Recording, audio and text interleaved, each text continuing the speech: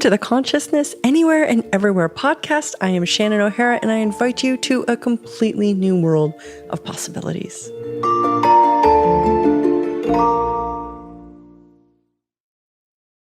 Welcome, everybody. Happy almost Christmas. Welcome to the Consciousness Anywhere podcast. And my beautiful friend, Dr. Danger, Dane here, was Hello. Gracious enough to come on with me. Those of you guys that are maybe new tuning into the podcast won't know that last year Dane did the Christmas episode with me as well. So if you haven't heard that, go back and check it out. It was called The Gift. And both Dane and I have had epic journeys of discovering what being a gift is in a world where so few of our gifts are recognized and, quite frankly, sometimes totally invalidated. So today we decided we'd get on here, we would do what was fun for us. Yes. And see what we can contribute to you guys out there in the world this time of year. There's so much to be contributed this time of year. You know, we're told that it's supposed to be the happiest time of year. And yet around about right after Halloween, the stress begins for most people. And that is a low level, and then it hits around Thanksgiving, and then it starts in high gear for all of the holiday reasons. You know, people have stress around money. They have stress that they're going to go see their family and be judged. They have stress they're not right enough. They have stress that they just started remembering their New Year's resolutions that they were supposed to do, right. And now it's 11 months later. You know.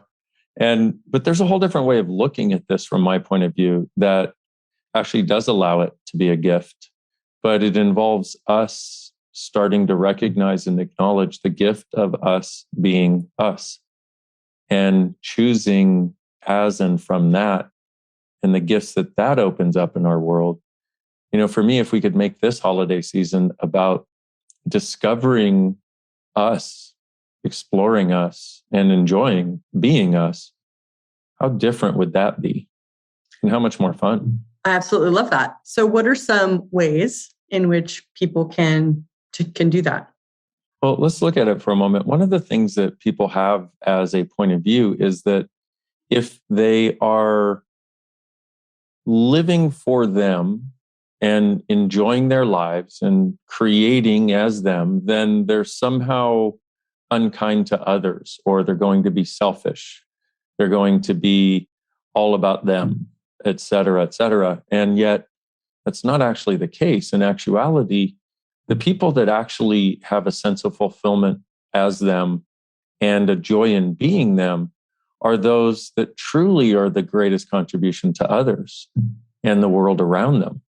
And so we get stuck in this idea of I must do everything for everybody else to prove how much I care and to let them know that there's caring in the world. And yet in that, we often leave ourselves out of the computation. We leave ourselves out of the equation. And the interesting part is what you truly desire to achieve is probably to be happier and also to let other people know that you care about them and to contribute to them. Both of these things are achieved by us exploring what the heck it is to be us. And well, there's only about 8 million different massive avenues of things that came up in what you were saying.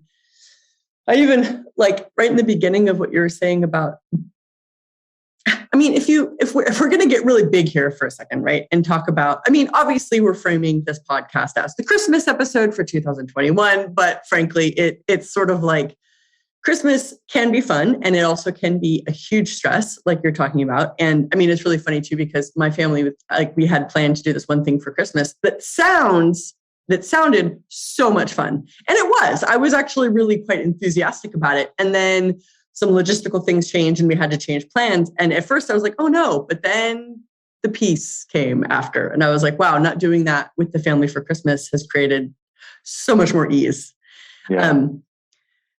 So it's this thing about being, I want to go back to something you said about being us. Because you and I both know that, I guess I'm going to ask the audience a question. It's sort of like, what are you looking for in life? You know, mm-hmm. What brought you here to this conversation? What is it that you're seeking in your life? Are you seeking something in your life? And what if what you were seeking was to get to sort of be all of you and have all of you? But what is that? What is that? Because so many of us think, like you were saying, Dane, that it's making other people happy. It's such a huge, but when you actually do get to be you without proving it, without judging yourself about it, just by choice, wow, that's when life becomes a real gift. Yeah, truly. And like you said, what is it? And that's the thing is, we don't know until we create it, until we choose, until we explore. That's why I say the beginning of this is actually exploring it. What's true for me that isn't for anybody else? What do I desire in my life, excuse me, and in the world that nobody else does, that nobody else even knows about, that nobody else would even get if I told them? And maybe some people would get it, which is great. But if you look from the place of, what am I? What do I know? What do I desire that nobody else does? And what can I choose that nobody else can? It gives you a different perspective than what we typically do, which is, I need to make all of my choices based on what the herd is doing. I am a herd member, therefore I must be part of the herd, except herd and hurt in this context are the same friggin' word. You know? Touche! And, you know, the thing is, it's like we are neon sheep in the herd.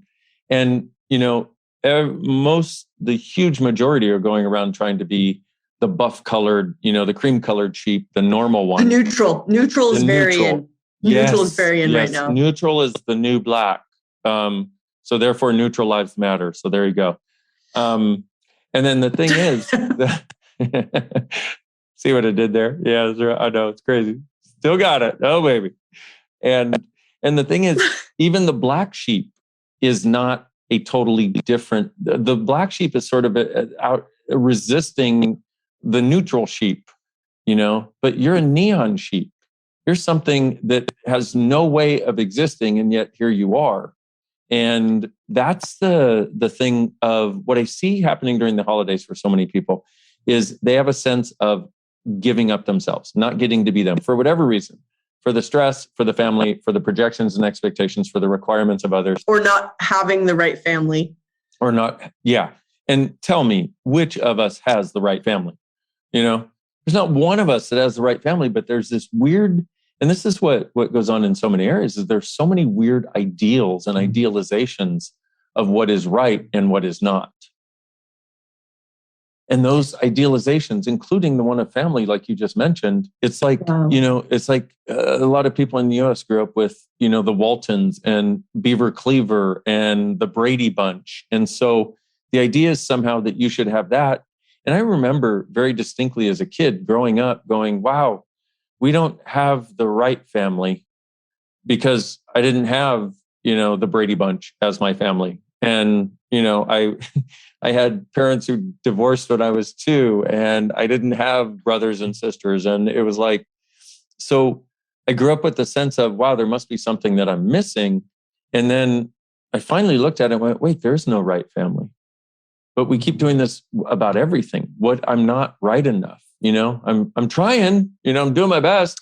I keep judging myself, but I never get to get to that ideal, which is so interesting. I mean, I just, in the statement of, you know, most people are looking for the ideal. It's like Christmas becomes this like joyful blackmail to find to be ideally happy, to have the ideal life. It's this, I mean, it's funny how Christmas has become, I mean, we're talking about Christmas, obviously, as Westerners who were born and raised in the Northern Hemisphere. We've been exposed to that as a time measurement and as a holiday. Obviously, a lot of people listening to this podcast, Christmas is irrelevant, but a lot of you guys could probably relate to these, whatever your sort of massive social annual celebration is where you're from, and sort of like the pressure to experience it in the ideal way.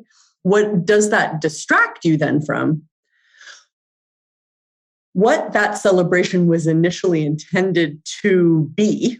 You know, I was just having a conversation with a friend of both of ours a couple of days ago about Christmas. And I was talking about how Christmas, is actually it is essentially the longest day of the year in the Northern Hemisphere. And then the day after that, the sun starts returning to the Northern Hemisphere. And then they put Jesus Christ on top of it, and it became a Christian holiday. Really, it was essentially initially a pagan earth worship, holiday. It's the acknowledgement of the cosmos, which how many of us actually really look that far outside of ourselves anymore? I mean, you can barely see the stars for most of our houses anymore. Right. True story. And how many of us recognize that what has been turned into, like you said, this, and we could all recognize the commercialism of that it was also a celebration of the cosmos and a celebration of the earth and the communion that they share, and that these things are required for our survival, but also the gifts of our thrival. And this is actually, if there were a conversation that I could lead us to on this, and I started with us being us because that's where it starts, but the actual recognition of the possibility for thrival, the choice for thrival that we have, going beyond survival. Because this part of the year, we get into not me, not you, but people get into survival mode. And I know what it was like to live in survival mode. I remember the holidays coming up and I didn't have enough money to buy gifts for anybody. And, I ended up, and when I was in chiropractic school, I made chocolate chip cookies. It was the only thing I could afford to do for people. And what I did was I made chocolate chip cookies, and I had, my roommate had a color printer, which is very cool at the time. And I printed out these little blessings, like, hey, be happy, smile today, give someone a hug, blah, blah, blah, blah, blah. And so I printed all these out and I cut them, and I put one over each cookie, and I wrapped them in tinfoil, and I put them on a plastic plate, and I put cellophane over it, and I wrapped it in a ribbon. I made, I don't know how many thousands of cookies. I gave each person 2 dozen, and I probably made about 1,000 cookies that year. And but can I say that if you did that now, people would be so pumped on getting some chocolate chip cookies with like a mantra from you. That totally. Would be like, even just one cookie from Dane would be like, create so much. You may have inspired me. Let me ponder that. Okay, no, that's not happening. But I like the idea. I was also going to say, how long has it been since you've baked? Yeah, true story. But, for me, it was like, I don't have money, but I got a lot of love in my heart. I got a lot to gift. And that's the other thing, is that we have been conditioned to believe that gifting means money, gifting means an expensive present. And you have a lot of people in your life that if you don't give them something really nice, or something at least as nice as they gave you, then you're off now, you're off kilter, you're less than they are. But really, it's like, there's so many of us that have so much we would like to gift to others, and we see no venue for doing it. And we see no way that matches this reality to be able to do that. No, so my suggestion is, number one, be that energy, recognize and ask yourself, do I have more to gift than I've been acknowledging? And then I've been choosing to be. And then what would choosing to be that gift look like? And how could that show up? And it's not, you're not going to get an answer right away, but just asking that question opens a door to a different experience, a different awareness of how you can be in the world, which is where we started the conversation, with being that gifting that because when you gift, it brings you alive. And there's this thing called the simultaneity of gifting and receiving that you and I talk about a lot. We talk about a lot in Access Consciousness, where when you gift something that is truly received, they're receiving as a gift back to you. And you could look over times in your life where you gifted someone something and they totally got it. Like, they got the caring behind it. And they had so much gratitude for you that your universe was, you receive even more than the gift sometimes. And that, like, what can we be that is the gift to others and to ourselves during this holiday season? I love that. Maybe we use it as a reminder. What can I be what can I be that's a gift to others and to me? And because I think sometimes I like that you added "and to me" on there, because sometimes when we're being a gift, it's not always received. That's So true.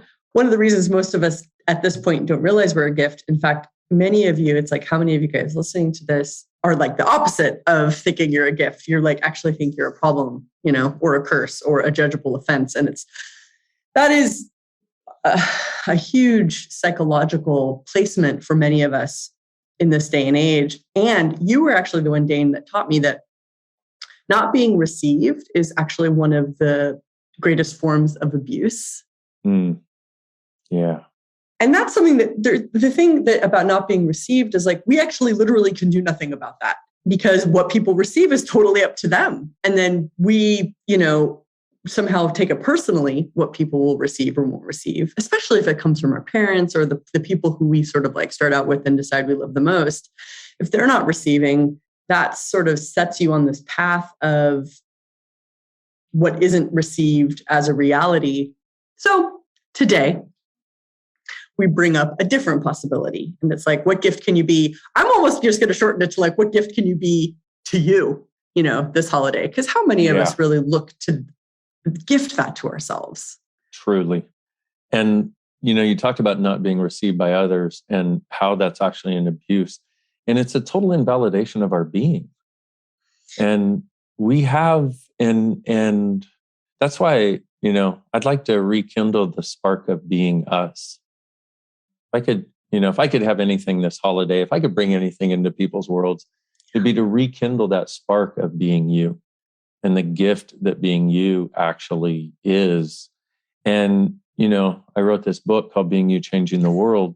And it's really funny because, people are like, well, okay, well, tell me how. And I'm like, well, I can't. Well, we can. I can give some suggestions of how you're not being you. Oh, yeah, definitely. Maybe that'll help, right? Yeah, so, you're not being you when you're looking for other people to validate you. That's a pretty clear marker for me. I know I'm not being me when I need to be validated by something or someone else. So I've really nipped that in the tush. I'm like, nah. Nip it in the tush. I know I'm not being me when I'm not happy. That one I know. That one I've gotten to know for myself. So a lot of times when I'm not happy, right? When I'm like, okay, I'm not being happy. I'm being grumpy Shani. I ask, who am I being right now? Yeah.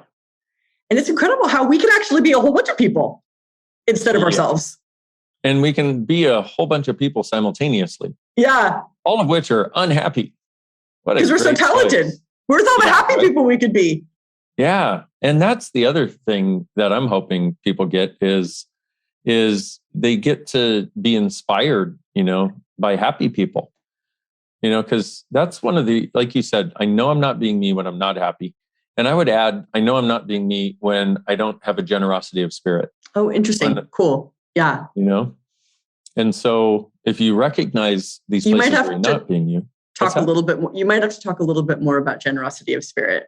Okay. Well, generosity of spirit is like, let's say, you're at a restaurant and, the service was great. Generosity of spirit is you feel really good when you leave a really nice tip.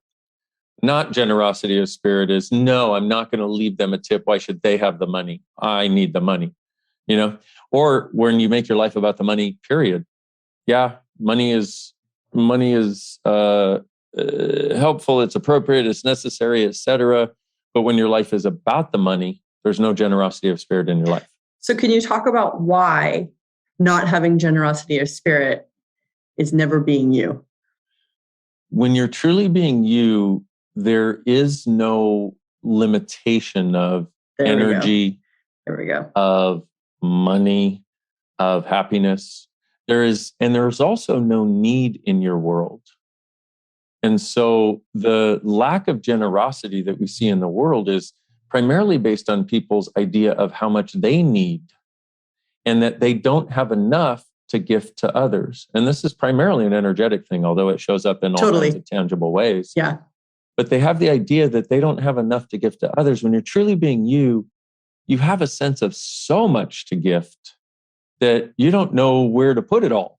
You know, you're like, Wow. there's so much to gift. I don't even know what to gift. And once again, it's energetic. And this is also the thing that leads to ease with money, ease with family, ease with friends, ease, period. This is, I think, like one of the golden keys, this awareness of when you're not having generosity of spirit, you're not being you, because when you're functioning from a lack or a need, that's essentially a lie. And that right there, it's so profoundly massive. It is so huge. It's if you guys listening right now or watching this on YouTube can even right now imagine what you would be like if you didn't need. Yeah. It's like, what? It's like such a foreign concept, I think, for so many people. But when you talk about generosity of spirit, I mean, it's so gravely missing in our world because so many of us are I actually think that sort of concept of need, we're taught that concept of need by the aforementioned thing about not being received. Actually, could you talk about that? About how not being received could lead to a sense of lacking or need? Yeah, when you're not received, you come away with the idea that your very being has no value. Wow. And ouch. So, yeah, ooh. Big ouch. And so what we do is we look to, and what that creates is a sense of a small or very large black hole, depending on the person. Because certain people will buy into it wholeheartedly. And those are the people you see who seem to have no value in their own eyes at all. Right. And perpetrate that on themselves continuously. Most people buy into it somewhat, that creates a small black hole that can never be fulfilled for two reasons. Number one, it's based on a lie. And number two, it's based on us never truly seeing us and seeing the gift of us. And so what we do is, for example, if you weren't received by your parents, like let's say you were, there's so many levels on which this applies. Right, yeah. But let's say, you're one of these brilliant, sensitive individuals and your parents are like, guy, you know what? Just friggin', stop having such a thin skin, get a little thicker, like get a little tougher. I mean, come Toughen on, up. what is Drink your problem? Drink a cup of cement. Yeah, exactly. Or like in this show, what was it? King of the Hill, where the dad is telling the kid, because the kid's coming home and he's like, Dad, you know what? These kids are being mean to me and it hurts. And he says, son, what you need to do is suck all of that in your guts and keep it there. That's what your guts are for, And so. Great advice. Not. Yeah, right. Not. But it's like these sensitive individuals are these beautiful creatures who have a level of awareness, a level of contribution that they desire to be for others has never been acknowledged. And so rather than going around with this shining light of the gift of their being that is, they go around with this black hole trying to cover it up because they've been told that what is a gift in them, that what is their strongness and what is a gift is actually a wrongness and a curse. And so they've got a lie, a dynamic lie there that they carry with them continuously in every moment. And it creates a black hole because what they're seeking is somebody to validate what they know is true about them. But because they have already bought the point of view that it's not true, and they have already bought the lie as true, no one can validate them, because you can't validate anything except somebody's judgment of themselves. Acknowledgement, on the other hand, is a different story. Somebody could come along with the space of absolutely no judgment and acknowledge the beautiful being that is there, acknowledge the gift of their sensitivity, acknowledge that they're not wrong, and that would begin to fill up the black hole. Yeah. I mean, I think this is such a massive conversation. I think it's funny. It's like, Merry Christmas. I know, right? We're going to dig into your soul right now. Have a nice light holiday conversation. It's this, but it's like, let's get real. It's like, you actually want to, it's like, if you really want to be you, or if you're even interested in discovering what can be great about you beyond everything that you already think is wrong about you, we have to go to these sort of heavy places, because this is what holds a lot of that in place. Yeah, and the thing is, it seems heavy, but here's what I found, which is so interesting to me. You and I both know that what's true makes you lighter, a lie makes you heavier. And what I've found is when you're sitting with something, like the humanoids, the seekers that we are, we walk around thinking we're the only ones that have a problem of a particular color, a particular type. And yet when you hear somebody put words to the energy that's underneath that, and you recognize that it's not a wrongness of you, it's a flaw in the programming of our upbringing and our reality and the people we learned to be real from, you go, oh.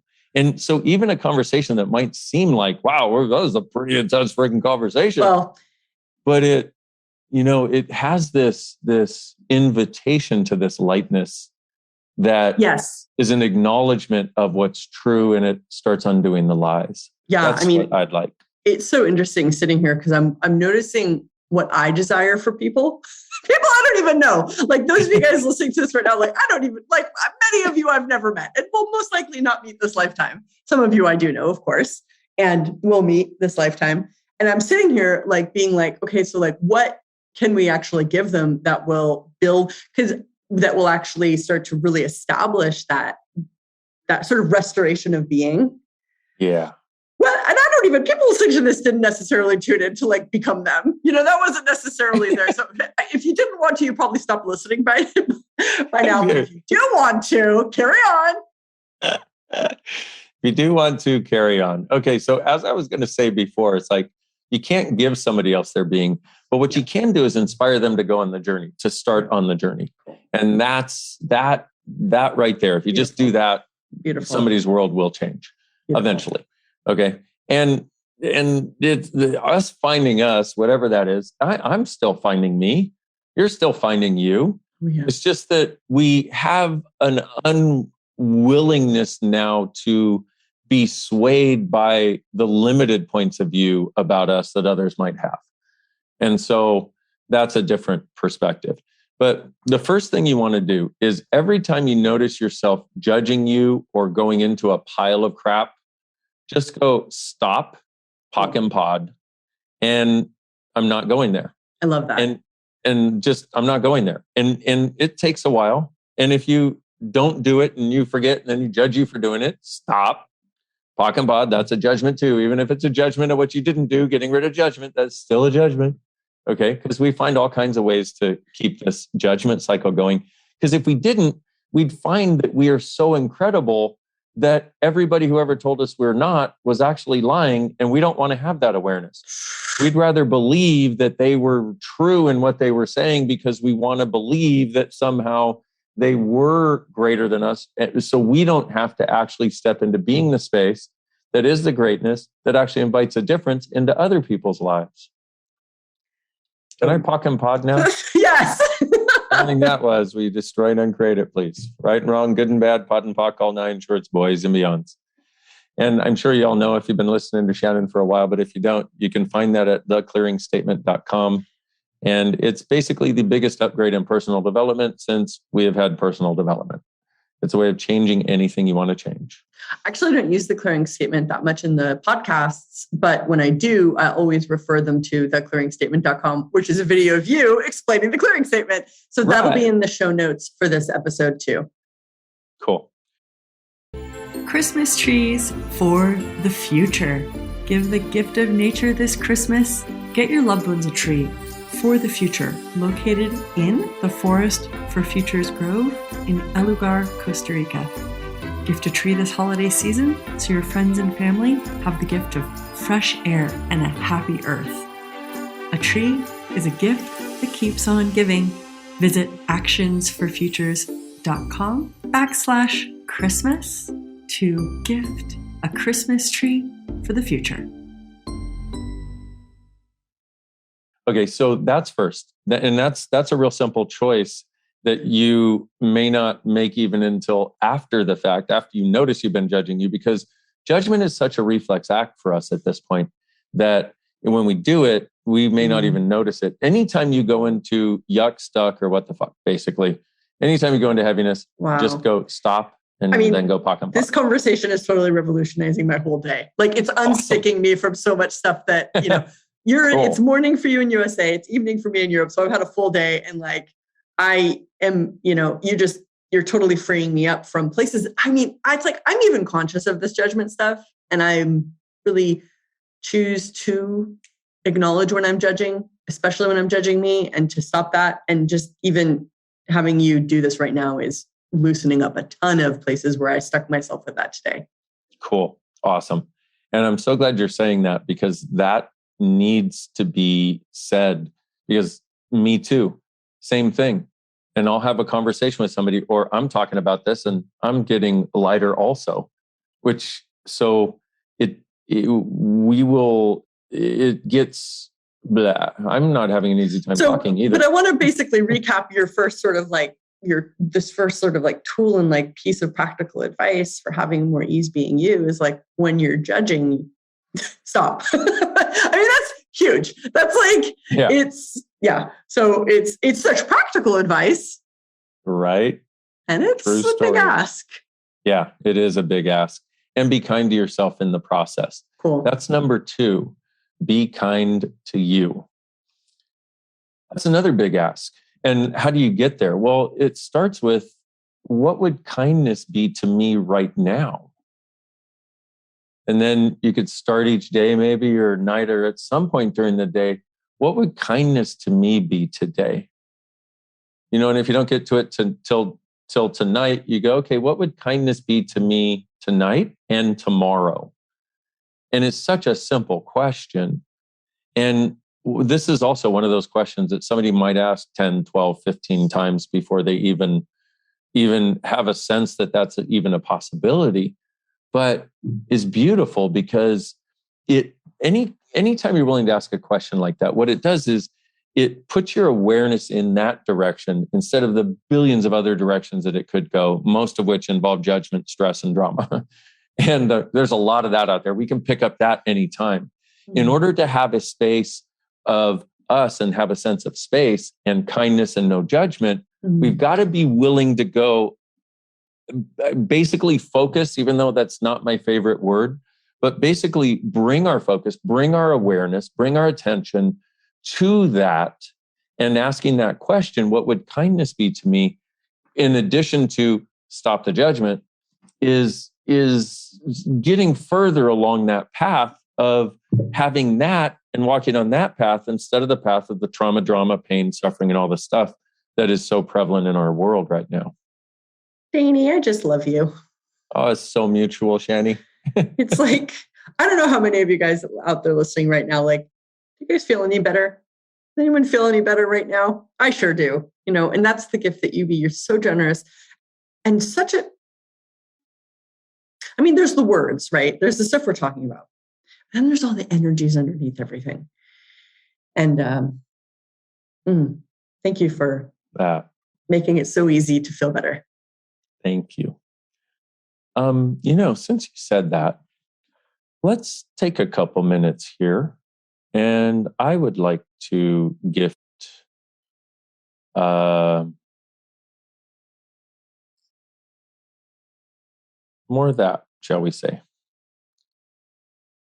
And the interesting part to me is here we are filming this on whatever day we are, recording it on whatever day we are, but whatever day you watch and however many times you watch, it'll still contribute. And this is the future. It's like we're going into a space of energy that you don't have to understand. We don't have to use our minds and be in our heads and talk ourselves into being intelligent. If you can sense this energy, it's like this is the future of consciousness. It's the sensitivity to energy and the recognition that you do perceive energy. Oh, what am I sensing right now? Oh yeah, this is actually true. Yeah. And it is that so often it's a subtlety, or maybe not. But like you said, like, wow, I'm feeling better, and that is an awareness of energy. That right there, it's that simple. And it doesn't have to go any more complex than that even. And what Dane is, and so something that I'm going to talk about you in the third person, like you're not here for a second, Dane. It's like, do that. I'll just keep doing this thing I'm doing, and you do that. What Dane is able to do is tap into the energy of everything, essentially. I'm going to put it that, and chime in if you want, Dane, but essentially it's all of us are always tapping into the energy of everything. It's just some of us are like sort of more distracted from that, or we do our best to disconnect from that level of engagement through our mind or through judgment. But there's this frontier of energy that so many of you listening to this, it's like, what do you know about this that you haven't dared to let yourself know? That question. Thank you for that. That right there is beyond groundbreaking. When you said that, it was like, that is one of the keys to everything we're talking about today. And having that space of being, that all the things that we're talking about, having that space of being, because now is the space, it's finally space for space. But the space of being and the difference that, as I said, words are escaping me rather dynamically right now. I'll take the word responsibility for the moment. You take the energy, I'll take the words. Deal. It's like, what is it that you're sensing now that you've always known but haven't really had a place to like utilize this, And I mean, because a lot of us live lives and interconnect with people who are constantly pretending or denying or lying that anything's going on, It's like, which is a trip, It's sort of like, how you doing? I'm fine. Yeah. I'm fine. It's like there's like a whole universe of stuff going on. And it's like, all of us have people in our lives that we care about. And we might even be the people in our lives that we care about. And we're not necessarily vulnerable enough to expose this which gives us access to energy. Wow. When you mentioned that vulnerability, I recognized how many people have at one point had direct access to this. And in the world we live in, where we receive so much judgment, harshness, etc., for being aware, for being different, for being kind, for being gentle, for being generous. It truly is where we've had it denied. So we put up walls and barriers instead of having the gift of being able to have the freedom to be vulnerable. So apparently part of what we're working on right now is this. And so this is something, I'm going to give it a label. I call it ESB. And I had no idea this energy existed or that I had any capacity for it. And I grew up with a lot of harshness and a lot of abuse, always desiring something different though. And some of you may not know that Shannon quite literally saved my life when she ran my bars 21 years ago, 20, 21, something in that range. And like literally I had set a date to end my life. And I see this little ad in the paper and said, all of life comes to me with ease and joy and glory. Call Shannon. And I was like, I hate you. And I threw the paper away. My life is pain, suffering, and glory. You have no idea. And I saw this little ad again. And then I could probably afford to run it for 2 weeks. And this was in the local independent paper. Dana and I were both living in Santa Barbara. I grew up in Santa Barbara, but you moved to Santa Barbara after chiropractic school. And I could afford to run that ad for 2 weeks. So thank goodness you took action before it left the paper. That's awesome. You could afford to run the ad for 2 weeks, and I could afford the paper because it was free. And, but I called Shannon. I'm like, what do you do? She said, access consciousness. I'm like, great. What's that? She said, well, we have all kinds of ways of changing things. Probably a good place to start would be with this thing called the bars. And I said, okay, I'm in California. I've done a lot of weird shit. What is that? I said, well, there's 32 points on the head, and I'm just going to put my hands on your head really lightly. And at the worst, you'll feel like you had a good massage. At the best, your whole life can change. And in the back of my head was this thought, well, my whole life better change or I'm killing myself. What do I have to lose? Because I had basically given up on trying new things. And she comes into my tiny, and I mean tiny, chiropractic office. But it did have a great view. It had a great view. And she puts her hands on my head, and I feel this peace come through that was like truly life-saving. And this continued, and she put her hands in different places on my head. And after a few minutes, I started giggling like a little kid. I was like, oh my goodness. And an hour and 15 minutes later, I got up, and the most beautiful experience of being alive I had yet experienced. And I went into it depressed and suicidal with a date to end my life. And I came out of it with a gratitude for being alive, knowing I would never go back there again. And it's part of the reason why I'm so grateful for this beautiful lady. And also part of the reason why I am so dynamically interested in inviting you guys to be you, because what I missed and what I didn't have was access to me. And it has changed everything. And along that journey, I came across this thing called energetic synthesis of being, which opened up as an energy when I worked on Shannon's dad, Gary, the founder of Access. And it took what I had gotten from the bars, that energy, and basically what it did was it allowed me to use a very similar energy in my hands and in the space around me, and to contribute to people. And I found that, I used to work one-on-one, and then I found at this point that it works on thousands simultaneously. In fact, the more people that receive it, the greater it is for everybody. And that for me is how our world actually does work and should be allowed to again. And the ESB stands for energetic synthesis of being, which is just what you call it. But I mean, obviously it's energy, which is not necessarily verbal.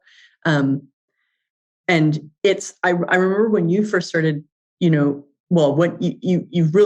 you first started doing ESB and more of the energetic stuff, for me, it was you single-handedly probably taught me the language of energy, and to even be like more sensitive to energy. Because at first it was like so awkward and difficult and clunky for me. There was so much control in my mind and stuff that wanted to be more dominant than the vulnerability that gives me access to energy.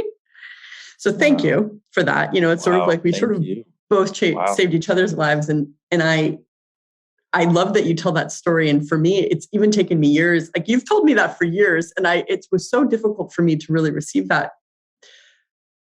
Because, you guys, what Dane left out was, I was maybe 20, 21. And I thought I was just the biggest freak under the sun, just the biggest, weirdest, wrongest, but I loved Access, and the bar and Access had saved my life. And I just wanted more of that in the world. And you called me, and I was so excited that somebody was receiving. That was like the biggest thing. Because I think we actually swapped in the beginning, because it was sort of like, I couldn't afford the session. Yeah. But I was so just totally happy for someone to receive, and you later got me to see that the spark of what I knew was possible, that willingness to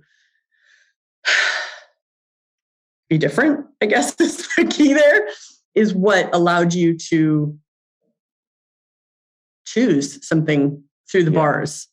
Well, you just said it, the spark of what you knew was possible. Yeah. You took that spark, and yes, I was willing to receive it, but it lit a fucking fire in my world that has only grown over the years. And it's like, I know where you were, how you were, and all that. And you changed my life. It's like that. This is the thing is we're coming around full circle where it's about you being the gift. It's like you were for me and still are for me in these beautiful ways. And wow. And as a result of that, I am alive and I'm here getting to be it for other people, which is such a gift because that's really all I really ever wanted to be. I wanted to be happy and I wanted to heal other people. That's what I wanted to do. Well, you are succeeding, my friend. Thank you.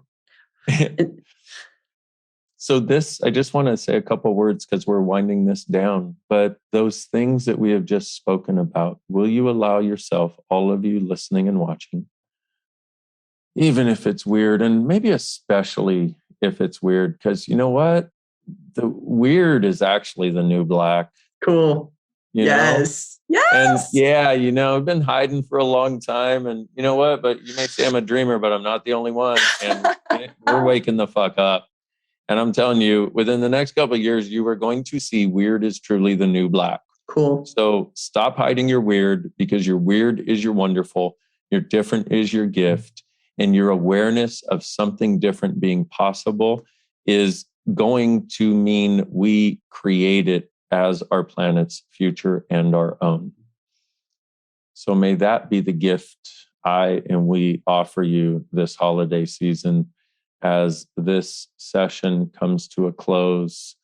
And when I say session, I mean the energetic thing we were doing for the last few minutes. And how you doing? Beautiful. Thank you, Dani. Thank you, everybody who tuned in. Merry Christmas. Happy Hanukkah. See you guys in the new year. Bye-bye. Thank you for listening to this show. My target is to make consciousness easy to find and choose. So if you enjoyed this podcast, please leave a 5-star review on iTunes and share this with somebody who you know who might be looking for more consciousness in their life. You can visit me on shannon-o'hara.com or talktotheentities.com. And to learn more about the amazing tools of Access Consciousness, you can visit accessconsciousness.com and be sure to subscribe to the podcast.